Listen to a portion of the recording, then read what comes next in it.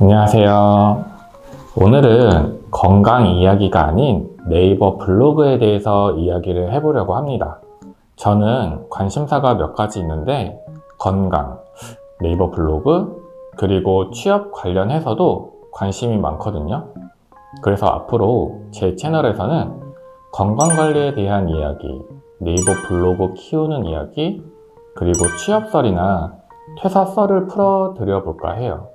저는 몇 년 전에 블로그 누락을 겪으면서 동일 계정으로 누락 풀기와 제 명의로 새로운 계정을 만들어서 새롭게 키워보기 등 다양한 방식으로 네이버 블로그를 운영해 봤는데요. 결국 좋은 건 블로그 누락을 겪으면 그냥 새로운 명의로 블로그를 만들어서 키우는 게 최고인 것 같아요. 지금은 마음 편하게 가족의 네이버 계정으로 블로그를 쓰기 시작했는데요. 쓴 지 얼마 되지도 않았는데 상위 노출이 잘 되고 있거든요. 혹여나 저처럼 시간 소비하시는 분들이 계실까봐 가끔 오늘처럼 네이버 블로그 관련 영상을 만들어 보려고 합니다. 한참 전에 이런 이야기가 있었어요.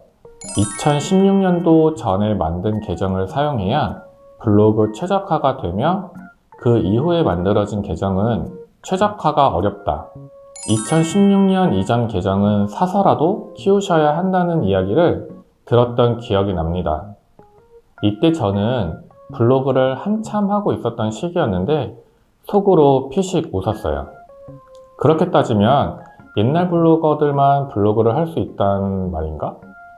이제 막 블로그를 시작하는 사람들은 최적화가 안 되나? 이런 생각을 하면서 블로그를 강의했던 적도 있었어요. 오프라인이나 온라인으로 블로그를 강의하면서 다양한 말도 안 되는 카더라가 성행하고 그런 정보로 돈을 받는 분들을 보면서 솔직한 영상을 만들어 보는 것도 좋겠다라는 생각을 했습니다. 만약 제 영상이 아닌 듯 하다면 여러분들의 생각이 맞으니 제 영상은 참고로 봐주세요.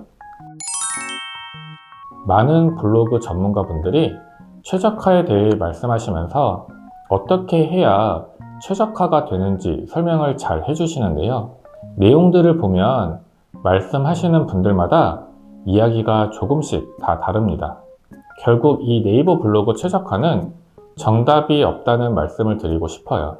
유튜브도 그렇지만 네이버 블로그도 알고리즘이라는 게 있어서 특정 조건들을 만족시켜줘야 더 빠른 성장을 할 수 있지만 그 조건들에 대해 네이버나 유튜브가 오픈은 하진 않아요. 그래서 블로그를 하시는 분들이 정답은 없지만 이렇게 하니 잘 되었더라 라는 정보는 있는 거죠. 결국 자신만의 노하우로 블로그를 운영하시는 거고 정보를 공유하는 것입니다. 저 역시 앞으로 블로그 영상에서 제 노하우를 공유해 드리고자 하는 거예요. 아마 네이버 블로그를 막 시작하신 분들이나 하시려는 분들은 끝까지 봐주시면 도움은 될 거라고 생각을 합니다. 그럼 이제 새로운 블로그 하나 만드셔서 제가 말씀드리는 원칙대로 해보세요. 후회하진 않을 거거든요. 첫 번째는 글 작성은 최소 2000자 이상으로 작성을 합니다. 두 번째는 사진은 고해상도 사진으로 최소 20장 이상 사용해 주세요. 세 번째는 사진에는 서명을 이용해 주시면 더욱 좋습니다. 네 번째, 업로드하는 사진이나 동영상 파일명은 노출시킬 키워드로 수정해서 업로드 해주세요. 다섯 번째, 움짤은 10초 이내, 동영상 파일은 30초 정도짜리로 한 개의 업로드를 함께 하면 더 좋습니다. 저는 움짤보다는 개인적으로 동영상을 더 선호하고 유튜브와 같은 동영상 외부 링크는 초반에 사용 안 하시는 걸 추천드립니다. 여섯 번째, 검색될 노출 키워드는 제목 앞쪽에 배치해서 하나에서 2개, 본문 내용에 4번에서 5번 반복해서 사용해 주세요. 일곱 번째, 장소 관련 포스팅의 경우 지도 메뉴를 이용해서 위치 정보를 활용해 주세요. 여덟 번째, 블로그를 시작하셨다면 당분간은 1일 1포스팅 해주세요. 단, 오늘 알려드리는 원칙을 잘 지키시면서 쓰셔야지 일기처럼 편하게 글 쓰시면 소용이 없습니다. 9번째, 서로 이웃을 잘 활용해 주세요. 현재 활동하고 있는 가능하면 동일 주제로 관심사가 같은 분들이면 더욱 좋습니다. 마지막으로 10번째는 키워드를 알아볼 때는 네이버에 선 검색해서 연관 검색어를 살펴보시고 작성해 보세요.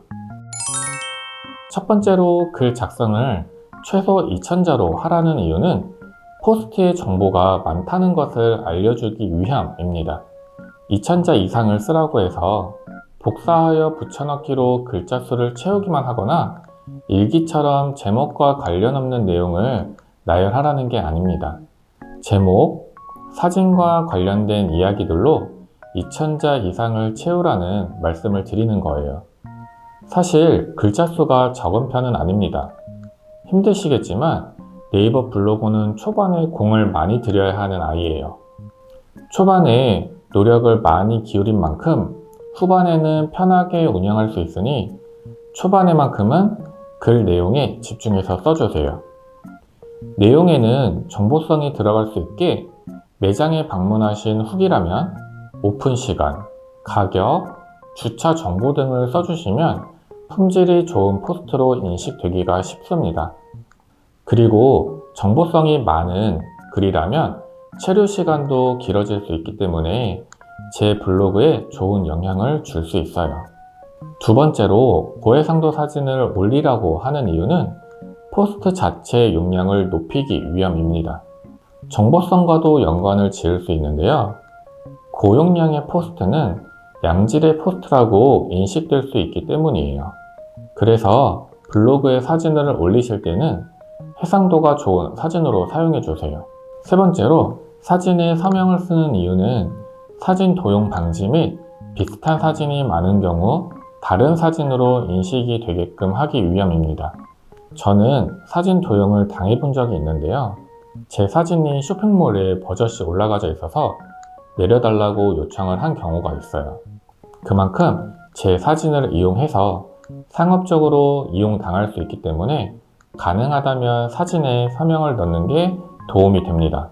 네 번째로 사진이나 동영상의 파일명을 노출시킬 키워드로 수정해서 업로드하라는 이유는 누군가 제가 쓴 키워드로 네이버에서 검색할 때 사진 탭이나 동영상 탭에도 제 글이 더 쉽게 노출되기 때문에 파일명도 원하시는 키워드로 바꿔주시는 게 좋아요.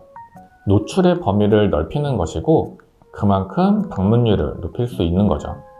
다섯 번째인 움짤과 동영상 관련해서는 두 번째 이유와 비슷한데요. 사진을 고해상도로 올려서 고용량의 포스트로 만드는 것과 동일하다고 보시면 됩니다. 사진 외에 움짤이나 영상이 있다면 포스트의 내용이 더욱 풍성하게 보일 수 있으며 특히 영상 같은 경우에는 동영상 탭에서도 제 글이 보일 수 있으니 더욱 좋겠죠. 여섯 번째는 키워드 관련인데요. 제목을 작성하실 때 이 키워드로 검색하였을 때 내 글이 보여지고 싶다 하는 게 있잖아요. 그 키워드를 제목 앞쪽에 배치해서 만들어 줍니다. 제목 키워드 수는 내용에 따라 상이할 수 있지만 한두 개 정도가 적당하지 않을까 싶어요. 키워드 개수가 많아지면 그만큼 검색 범위가 넓어지는 만큼 노출이 잘 안 될 수 있으니 키워드는 최대한 사람들이 검색하는 범위 내에서 간결하게 가는 게 좋겠죠. 그리고 이 키워드들은 본문을 작성할 때 4번에서 5번 정도는 적어주시면 상위로 검색되는데 더욱 도움이 됩니다. 이 키워드와 관련된 글임을 알려주는 거죠. 일곱 번째인 지도 메뉴 사용은 저희가 음식점 리뷰를 한다든지 여행지 같은 곳들과 관련된 포스트를 쓸 때 지도 기능을 이용하면 네이버 지도에 그 장소를 검색하는 사람들이 우리의 포스트를 볼 수 있기 때문에 지도 기능을 쓸 수 있는 곳이라면 꼭 써주세요. 여덟 번째인 1일 1포스팅은 아마 제일 어려워 하시는 것일 겁니다. 주제를 정했다면 그 주제에 대해서 꾸준히 쓴다는 게 사실 쉬운 게 아니죠. 하지만 이것을 블로그를 운영하는 동안 내내 하라는 건 아닙니다. 저는 초반 100일 정도는 매일 작성해 주시는 게 베스트고, 그게 안 된다면 가능한 자주 쓰되 글 쓰는 텀이 길지 않았으면 좋겠어요. 그만큼 블로그가 성장하는 게 느려지니까요. 일주일에 그래도 2번에서 3번은 작성해 줘야 한다고 생각하는데, 그 이유는 블로그라는 것도 어찌 보면 가게를 열고 닫는 거라 가게를 잘 여는 모습을 보여줘야 사람들이 오픈한 매장인 줄 알잖아요. 오랫동안 닫혀 있으면 사람들이 방문하지 않듯이 네이버도 꾸준히 글을 작성하는, 그리고 사람들이 꾸준히 방문하는 블로그를 좋아하고 그런 블로그를 상위로 노출시켜 준다고 봐요.